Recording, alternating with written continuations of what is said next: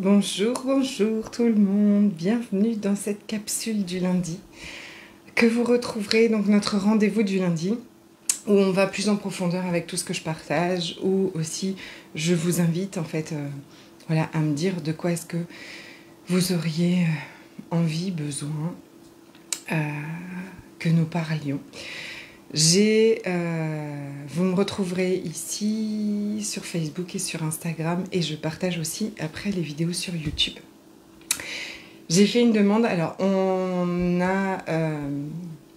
voilà, on m'a demandé, j'avais fait 3 propositions, on m'a demandé de parler des normes, en fait, de sortir des normes, et après mon voyage à Miami, en fait, j'avais vraiment, c'était flagrant, en fait, hein, que les normes de notre réalité, de la société où on vit, de peut-être la famille où on vit, n'ont absolument rien à voir avec les normes qu'il y a dans d'autres pays, qu'il y a dans d'autres civilisations, et donc qui ne sont absolument pas vraies réelles. Mais désolé, ça je fais du teasing pour la semaine dernière. Coucou Émeric. Je fais du teasing pour la semaine prochaine, pardon. Et on l'abordera la semaine prochaine parce qu'aujourd'hui, en fait, j'avais déjà envie de vous parler de quelque chose. J'ai envie de vous parler, je crois, de la chose qui m'a apporté le plus de paix, qui est à arrêter de faire cette lutte intérieure, qui est qu'est-ce qui se passe dans notre psyché. Qu'est-ce qui se passe dans notre psyché et qu'est-ce qui se passe, par exemple, dans la psyché quand on a une relation à la nourriture qui est compliquée, encore que c'est mettre un mot dessus, quand on a voilà, des compulsions alimentaires, quand on a des troubles du comportement alimentaire, quand on a des envies de manger, quand on a tenu toute la journée et puis que le soir, eh ben, on va pas réussir et qu'on va manger du sucre, du gras dans tous les sens. Qu'est-ce qui se passe ici? Pourquoi est-ce que j'ai très envie de vous parler de ça? Parce que je sais que nous sommes énormément de femmes à souffrir de la dictature d'un corps mince, à s'imposer des choses, à s'empêcher des choses par rapport à notre poids, par rapport à notre apparence physique, par rapport à notre relation à la nourriture. Je sais aussi ce que c'est que d'être envahi en permanence, donc par des obsessions, hein, par rapport à ce qu'on doit manger, à ce qu'on ne doit pas manger, à quoi on doit ressembler, à ce qu'on peut porter, à ce qu'on ne peut pas porter, à l'angoisse de se mettre en maillot de bain, à l'angoisse d'acheter des vêtements, et voilà, l'angoisse de la balance, cette dictature autour de la nourriture, autour du corps et du poids. Je la connais parfaitement bien, et pour vous expliquer ce qui se passe là, on va partir de mon histoire, qui, je pense, vous parlera, ou en tout cas aura des similitudes, sûrement, peut-être, avec vous. Et ça marche, ce qui se passe dans la psyché, pardon, est la même chose pour tous les endroits de votre vie où ça frictionne. Tous les endroits de votre vie où vous êtes en train de vous dire « il faut absolument que ça change ». Il faut que j'ai plus confiance, il faut que j'arrête de procrastiner, il faut que j'ose, il faut que je m'aime, il faut que, je ne sais pas, mais tous ces endroits où vous voulez que ça change absolument, il se passe la même chose. Je vais partir de mon histoire pour vous raconter ce qui se passe là, et là en lien avec la nourriture, ok? Et mon rapport à la nourriture, et ce rapport à la nourriture qui n'est pas naturel, qui n'est pas fluide, qui ne glisse pas, où il y a énormément de contrôle pour arriver à plus de contrôle du tout et au contraire, en fait, justement, un débordement, ok? Vers l'âge, je le vois très bien sur les photos, en fait. Je ne me rappelle pas exactement à quel âge c'était, mais sur les photos, ça se voit. On va dire entre 8 ans et demi et 9 ans. Je commence de façon... enfin, voilà, je commence, en fait, à utiliser, à manger. À manger, voilà, à manger des gâteaux. Je me revois aller prendre des paquets de gâteaux et je vais commencer à manger beaucoup plus que ce que je mangeais avant. je vais commencer à vraiment me tourner vers des choses sucrées vers entre 8 ans et demi et 9 ans. Avant ça, vraiment, sur toutes les photos, je suis hyper mince et je crois que j'ai jamais entendu que je mangeais pas ou que je mangeais trop. Ou... En tout cas, avant ça, il y avait, avec la nourriture, ça avait l'air simple, d'accord? Ça avait l'air fluide, ça avait l'air naturel, d'accord? Parce que c'est ça. Il n'y a pas eu de bonne façon ou de mauvaise façon, mais c'était naturel. Et commence à arriver, en fait, donc, ce comportement où je vais... Coucou tout le monde! Où je vais commencer... Alors aujourd'hui, je mets des mots comme ça dessus, hein, mais à l'époque, je ne crois pas, mais je vais commencer à utiliser la nourriture pour autre chose que me nourrir, clairement. Et je rappelle que la nourriture émotionnelle, c'est-à-dire s'enfiler un gros gâteau au chocolat quand on n'a pas le moral ou quand on ne se sent pas bien pour se réconforter, est normal. D'accord? C'est pas un trouble du comportement alimentaire. Tout le monde fait ça, sauf ceux qui sont absolument dans le contrôle. Mais être dans le contrôle n'est pas non plus avoir une relation saine et naturelle avec la nourriture. C'est une autre forme, en fait. Ok? Mais pour dire que ça, c'est pas le problème. Sauf que j'ai 8 ans et demi, 9 ans, et je vais commencer à vraiment... je vais en tout cas commencer à manger plus de sucre, plus de sucreries, plus de douceur, on peut mettre des guillemets, pour, je vous dis toujours, à l'époque, je n'en ai pas conscience, mais clairement, pour aller apaiser des choses très intenses à l'intérieur de moi. Autour de moi, il se passe ce qui se passe. Mon papa est très malade. Je vis une grande insécurité de ce que je me rappelle, hein, d'accord? Je vis une insécurité. Il se passe des choses, tout le monde fait un peu comme si tout allait bien, sauf que moi, je vois bien que tout va bien. J'ai vécu des traumas aussi avant, j'ai envie de dire comme tout le monde, malheureusement. Mais pourquoi est-ce que je vais choisir cette voie-là? Je n'en ai aucune idée. En attendant, mon mental va choisir cette voie-là. Il y a de l'intensité, d'accord? Il y a des très fortes émotions, il y a vraiment un inconfort, mais c'est même au-delà de l'inconfort, hein, voilà, il y a une vraie douleur intérieure, il y a une angoisse. Je me rappelle que les angoisses commencent à cet âge-là. Hein. Et donc c'est un peu déconcertant pardon, pour tout le monde. Mais moi, je vais utiliser ça. Je vais utiliser ça comme anesthésiant. Je vais aller utiliser à ce moment-là, pour mon mental, pour mon cerveau, pour mon système de protection, il y a le feu à l'intérieur. Il y a un mal-être énorme, il y a une insécurité, tout mon système nerveux est complètement dérégulé. Et lui, il va chercher par tous les moyens à venir apaiser ça, à venir mettre comme un coussin doux, quoi, comme quelque chose qui vient rendre les choses plus supportables. Et le fait de manger apporte du plaisir, fait sécréter de la dopamine. Et clairement, en fait, cet instant comme ça là, très court, mais vient apaiser ça. À ce moment-là, j'ai pas de souvenir en plus que ce soit inconfortable, physiquement de faire ça.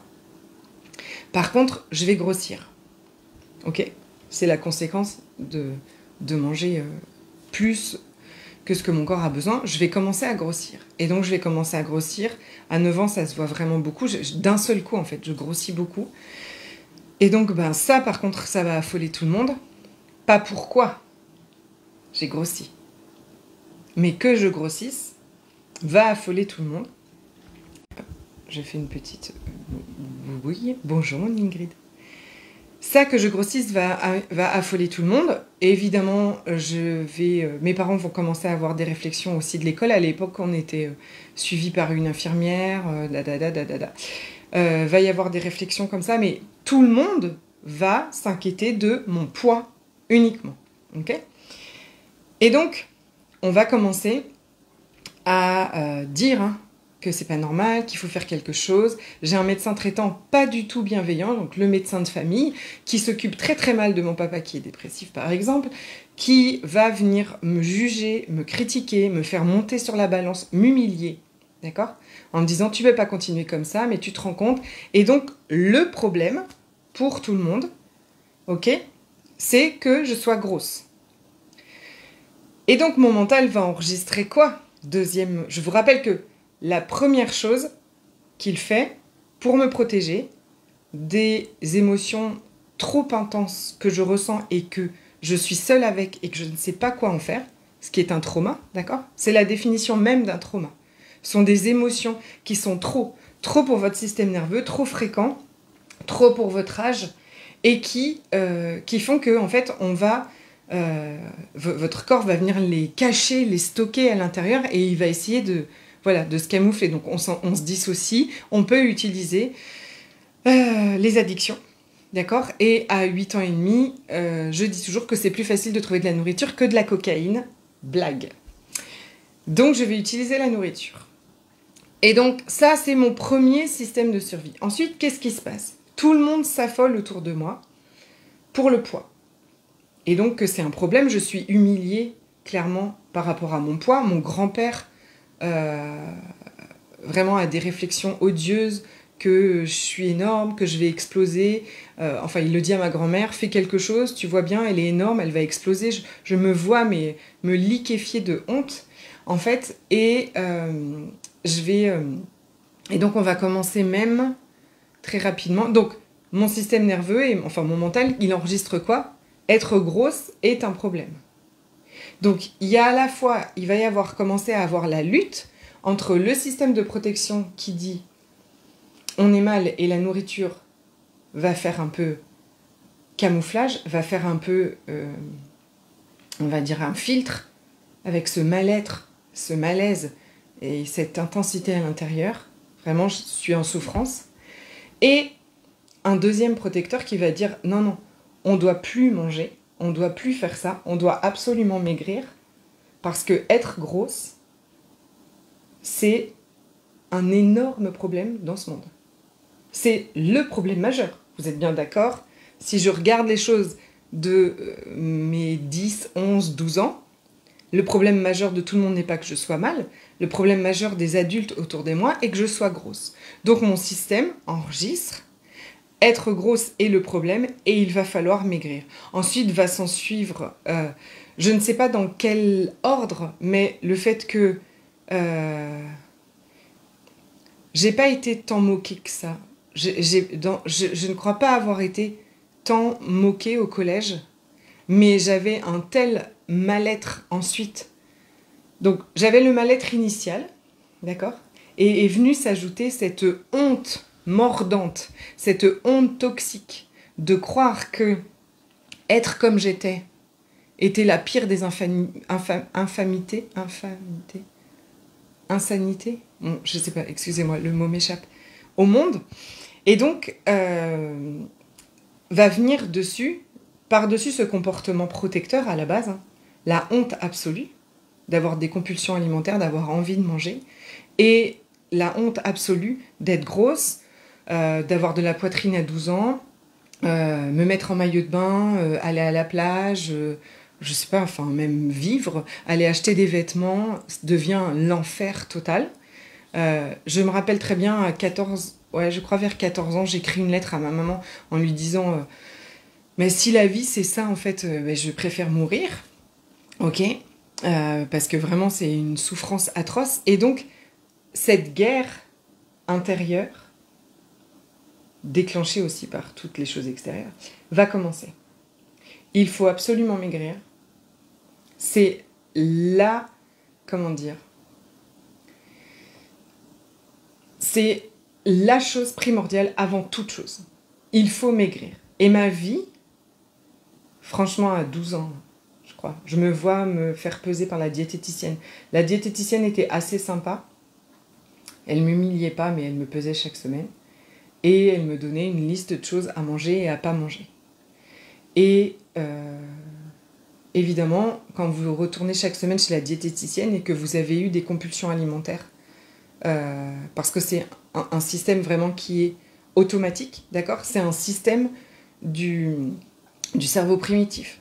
C'est un système de survie. Ce que nous allons ressentir est trop vraiment, il y a une histoire de vie ou de mort presque. Hein. Ok. Donc, il va y avoir l'envie, et donc le contrôle, jusqu'au craquage. Ok. Et donc, tout ça, c'est cette part protectrice qui est au-delà de ma volonté. D'accord. Dans ce système-là de protection, c'est au-delà de mon cerveau rationnel. Bien sûr que mon cerveau rationnel dit c'est n'importe quoi, en fait. Ce que énormément de gens jugent d'ailleurs dans ce monde en disant t'es grosse, arrête de manger et va faire du sport. D'accord? Ça paraît tellement con que c'est vrai que pourquoi j'y ai pas pensé. Donc c'est au-delà de mon cerveau rationnel, c'est un cerveau primitif, c'est un mode survie. Et donc dans les addictions, il n'y a pas ce contrôle, il n'y a pas cette volonté, ça échappe à ce niveau de notre cerveau. D'accord? Et donc va commencer cette lutte, va y avoir cette lutte profonde entre effectivement celui qui veut contrôler absolument tout et qui va aussi critiquer, qui va dire tu dois pas manger ci, tu dois manger ça, regarde ce que tu manges, t'es énorme, faut absolument que tu maigrisses, qui va chercher tout ce qui est possible pour manger moins, se dépenser plus, mettre de la boulimie dessus. La boulimie, en fait, c'est le principe de se faire vomir après manger. Et à l'adolescence, ça va commencer à être sur des petites périodes comme ça. Et donc, avec cette lutte intérieure. Mais la vérité de qu'est-ce qui se passe dans la psyché, c'est qu'il y a une part protectrice qui est complètement convaincue, mais vraiment, que la nourriture est un sauveur, nous sauve, d'accord, de quelque chose d'atroce, de ressentir quelque chose d'atroce. Et un autre protecteur, une autre part protectrice qui dit dans ce monde, être grosse, c'est la pire des hontes, c'est le pire truc terrible. Donc, ton comportement à l'alimentation, c'est une honte, ton corps, c'est une honte, qui tu es profondément, d'accord, c'est ce qu'on appelle la honte toxique, qui tu es profondément et honteux.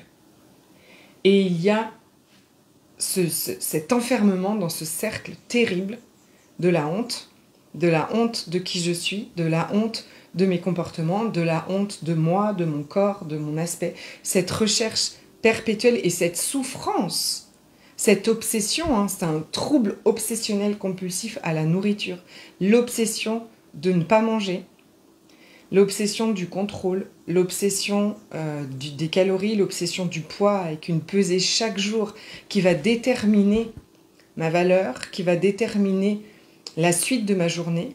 Si j'ai perdu du poids, je suis une personne valable. Si j'ai pris du poids, je suis la dernière des dernières. Pendant très longtemps, elle a cette obsession et vraiment ce fonctionnement obsessionnel. Attendez, j'ai un petit souci de batterie.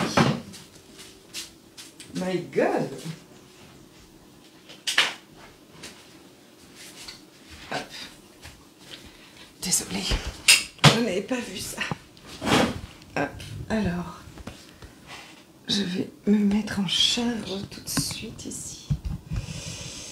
Cette obsession va conditionner ma vie, plein de choses dans ma vie, mes choix, bien évidemment. Enfin, cette honte toxique va conditionner énormément de choses dans notre vie, même jusqu'au choix de notre métier, choix dans nos relations. Hein. Évidemment, on est bien content si déjà quelqu'un veut bien de nous. Donc, qu'il soit toxique ou pas, et très souvent on va choisir en plus des personnes toxiques, c'est exactement ce que j'ai choisi, puisque avec la croyance profonde que de toute façon personne ne voudra de moi, vu la vision vraiment très négative que j'ai de moi. Et donc, voilà, un combat permanent, d'accord ? Un combat permanent contre quoi, au final ? C'est le... Eh oh ! Maintenant, c'est l'ordinateur qui dit qu'il n'a plus de batterie, là où j'ai branché le téléphone. Eh oh ! Contre quoi, au final ? Je vous partage tout ça pourquoi? Parce que je pense que c'est important, parce que je veux vous montrer aussi l'origine de ça. Je veux vraiment vous dire et vous partager que il n'y a rien de mal. Il n'y a rien de mal à avoir des troubles du comportement alimentaire.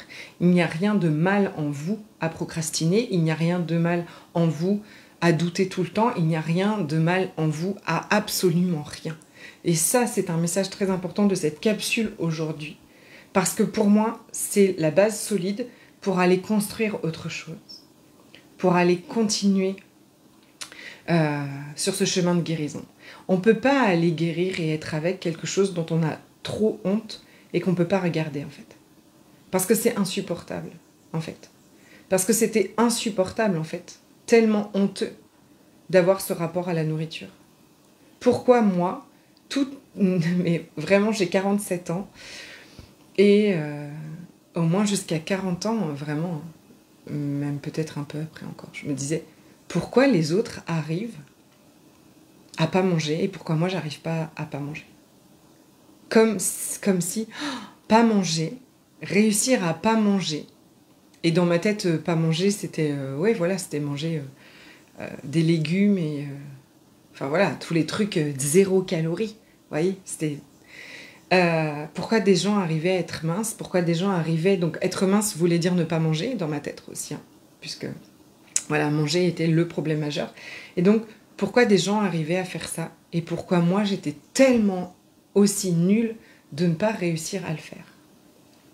Avec vraiment cette image du vieux médecin traitant, complètement arriéré sur tout ça, hyper culpabilisant et humiliant, puisqu'il ne s'agissait qu'une question de volonté. Comme beaucoup de gens encore peuvent le proclamer et le raconter partout, qui est une pure connerie, mais vraiment une pure connerie, d'accord? C'est hyper culpabilisant, ça n'aide personne, mais absolument personne. Au contraire, ça enfonce tout le monde dans quelque chose qui est déjà extrêmement difficile à vivre.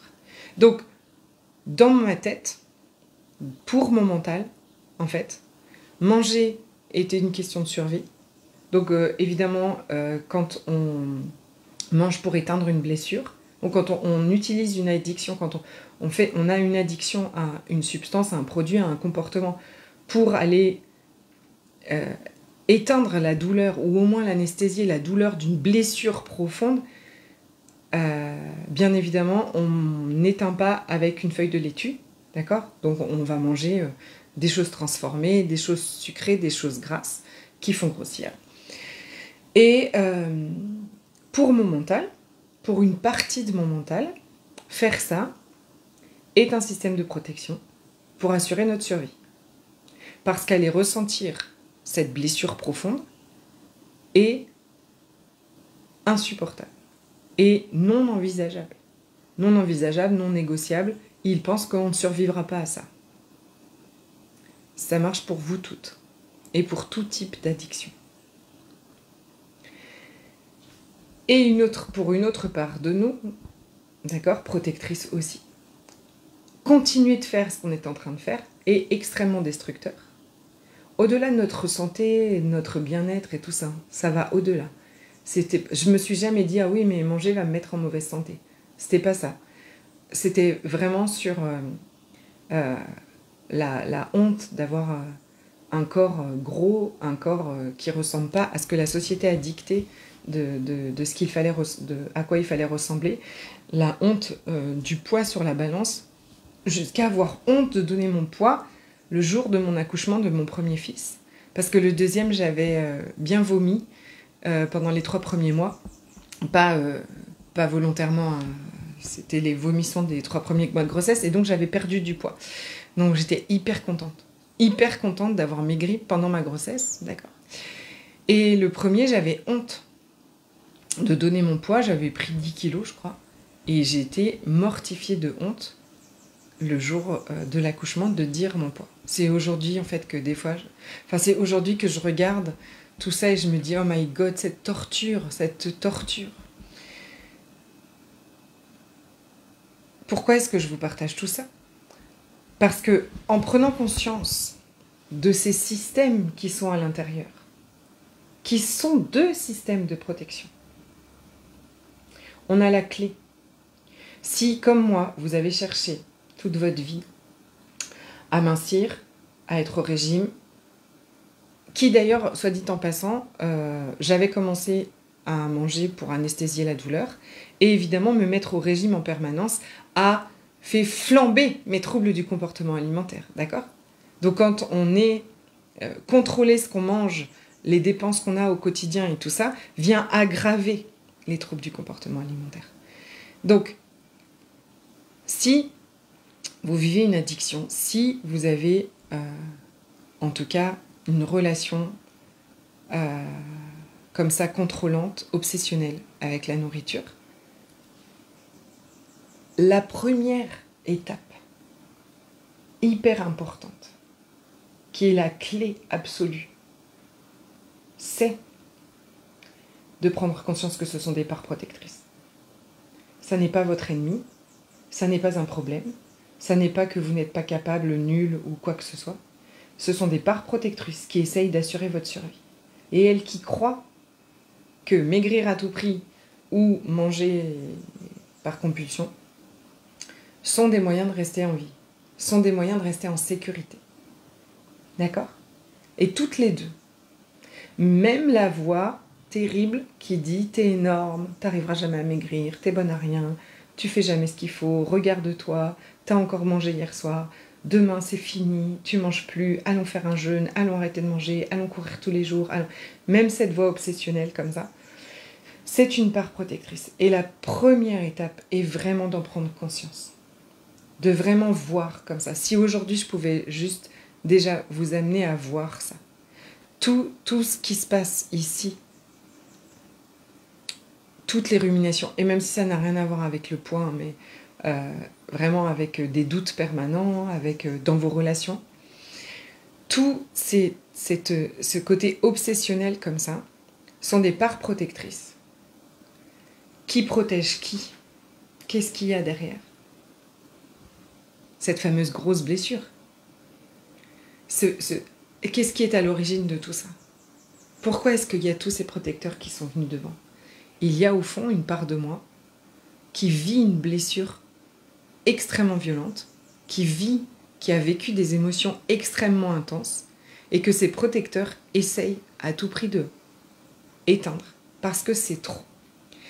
Donc la première étape, c'est de prendre conscience, de pouvoir voir, j'adore ça fait des pouces, de pouvoir voir tout ça pour ce que c'est, d'accord? Avoir complètement conscience de ce qui se passe dans votre mental, de ce qui se passe, parce que votre mental est une machine à vous protéger.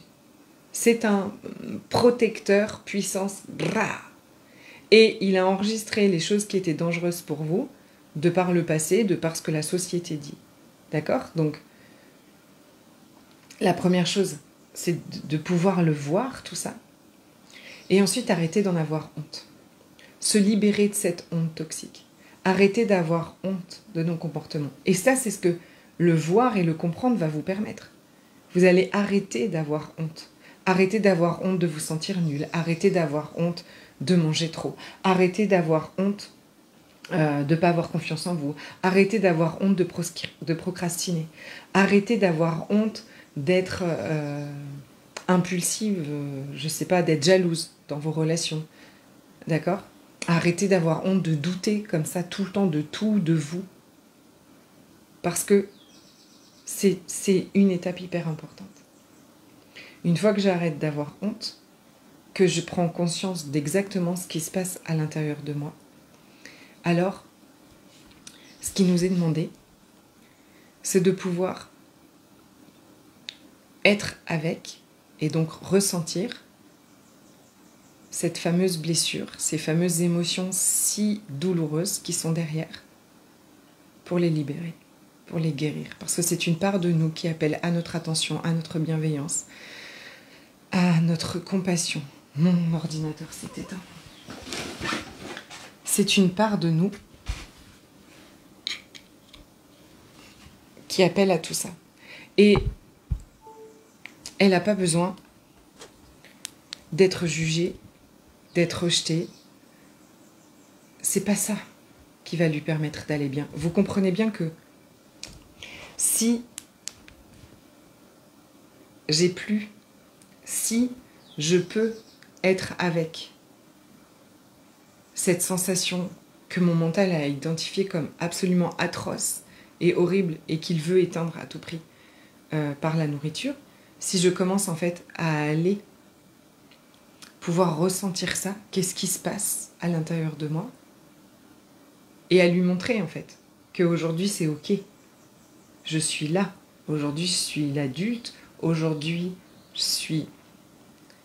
suis plus cette part petite fille, aujourd'hui je sais qui je suis, et je suis le grand tout, je suis la conscience derrière tout ça, je suis celle qui observe tout ce qui est en train de se passer à l'intérieur de moi. Donc je ne suis pas ce moi, je ne suis pas cette Séverine qui a des compulsions, cette Séverine qui se croit qu'elle est nulle, je ne suis pas cette Séverine qui a été au régime toute sa vie. Tout ça sont des constructions. On n'était pas ça. On a construit autour de ça. Mais qui je suis vraiment est toujours là derrière. Et aujourd'hui, tout ça est une invitation à revenir à qui je suis vraiment, pour pouvoir aller prendre soin de cette part de moi qui vraiment vit de la honte toxique, qui vraiment vit quelque chose d'extrêmement intense, tellement intense que mon système de protection a décidé d'anesthésier ça avec de la nourriture. Et donc si je n'ai plus besoin d'anesthésier puisque je peux être avec, alors je n'ai plus besoin